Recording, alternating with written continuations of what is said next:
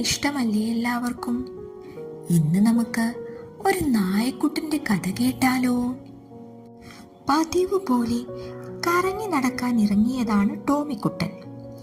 കാഴ്ചകളൊക്കെ കണ്ട് നടക്കുമ്പോൾ ടോമിക്കുട്ടന് വിശക്കാൻ തുടങ്ങി. നടക്കുന്ന വഴിയിലെല്ലാം വിശപ്പ് മാറ്റാൻ എന്തെങ്കിലും കിട്ടുമോന്ന് പരതി. ഒടുവിൽ ഒരെല്ലിൻ കഷ്ണം അവന്റെ കണ്ണിൽ പെട്ടു.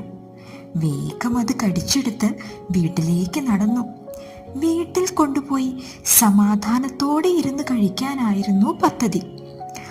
വലിയൊരു പുഴ കടന്നു വേണം വീട്ടിലെത്താൻ.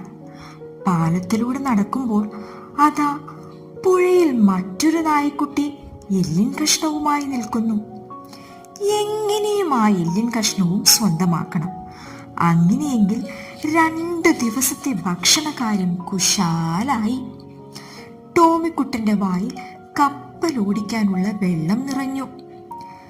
പുഴയിൽ കണ്ടത് തന്റെ പ്രതിബിംബം തന്നെയാണെന്ന് മനസ്സിലാക്കാതെ ടോമി പുഴയിലെ നായക്കുട്ടിയെ നോക്കി കുരച്ചതും എല്ലിൻ കഷ്ണം വെള്ളത്തിലേക്ക് വീണു.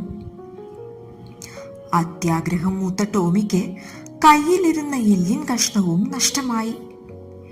ഈ കഥയിൽ നിന്നും നമുക്ക് എന്ത് മനസ്സിലാക്കാം? അത്യാഗ്രഹം ആപത്താണ്.